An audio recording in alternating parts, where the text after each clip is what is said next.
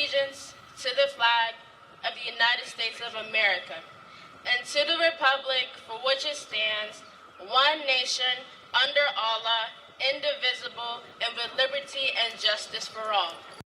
Under Allah. Well, the high school is issuing a response saying the school division did not endorse nor pre-approve the change in wording to the Pledge of Allegiance at the Justice High School graduation ceremony.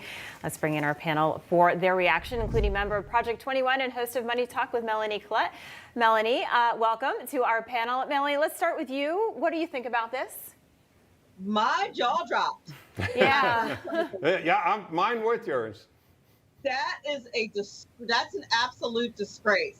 And especially for that student to pull that at the last minute and not tell anybody that that's what they were going to do, that's an absolute disgrace. You're doing the pledge on behalf of a group of people. You're supposed to be doing it on their behalf.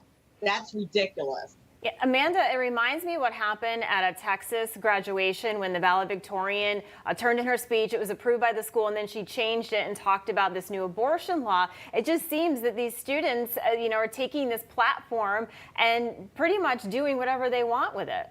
It really does. I mean, it kind of makes you wonder if this is where, President Biden has just made it so easy for people to just do whatever they want and say the things that they want, irrespective of the laws and the rules. But look, we are a Judeo-Christian nation, and our Pledge of Allegiance says one nation under God, and it has since 1942. So the fact that these people have just taken it upon themselves to change what speech they're going to give at a graduation or, change the words of a Pledge of Allegiance, that's wrong. And, it's again, one nation under God, not Allah, not anyone else. Yeah. Mark, your reaction? Well, it's un-American, it's unpatriotic, and it's quite frankly upsetting. I served my country as a civilian in combat. I deployed to Baghdad 14 times to a combat zone, and so I saw firsthand the sacrifice and the selflessness of the men and women who wear our uniform. And we're just coming off of Memorial Day, where we honor those that paid the ultimate sacrifice. And just this past Sunday, D-Day, the greatest seaborne invasion in the history of the world that not only freed Europe, but ended World War II, and that was led by the American soldiers. And so we shouldn't be surprised at this, because remember, it was Joe Biden, the first president to remove God from the National Day of Prayer proclamation. So my question to President Biden and Vice President Harris is, if we can't pray to God, who do we pray to? Bernie Sanders or AOC? Yeah, that's a good point, Bob.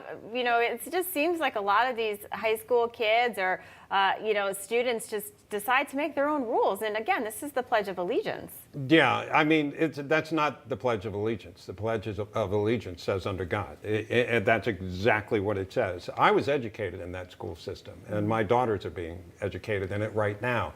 And I'm a little embarrassed to say that, because I think the school system, it did issue, do we have the statement they issued? They did issue. They did. Yep. Okay. I thought we had that. Maybe we didn't. But they did not condone that. Do you have the? I can read it.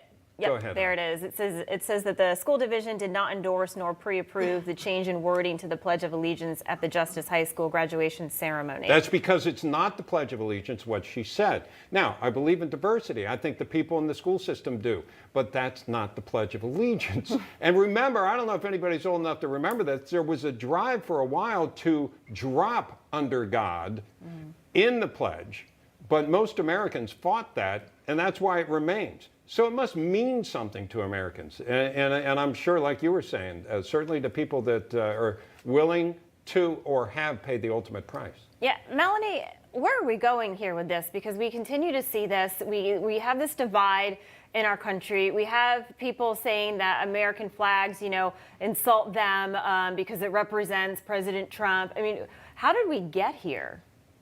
I don't quite understand how it is that we got here, but people need to get on board with being in the United States of America and really hone in on the word united. We're united as a country, and of course that entitles us to worship how we want according to the First Amendment, and that is wonderful. But again, when we're saying the pledge on behalf of a group of people, we say it correctly. We don't say it how we want. We don't include our own gods. That's not what we do. We say the Pledge of Allegiance properly. But this is what kids are doing nowadays.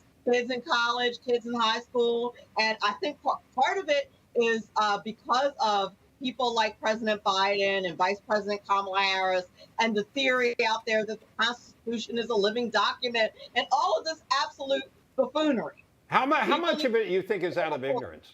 I mean, the fact that they think that that's cool, that they're going to say something that's irreverent, but actually there are serious implications as far as invoking that kind of comment.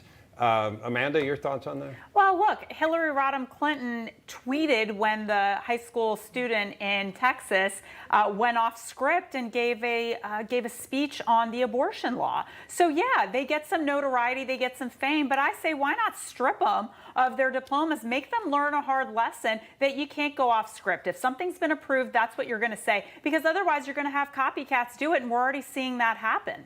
Yeah. I'm sorry, go ahead. Yeah, no, Mark, I was just going to say, they're not being held accountable. So as Amanda said, okay, you're graduated, whatever. So they think, oh, can you do this in the workplace? If you have to do a presentation and your boss approves it, you're just going to decide to do something different. I mean, where you is pay a price. Right, you should pay a price if you didn't follow what you were supposed to do.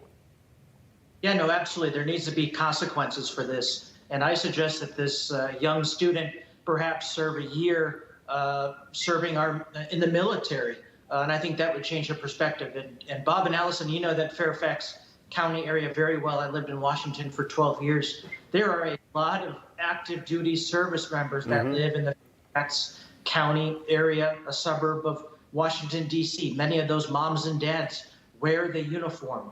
And again, I think that it's absurd and it's offensive.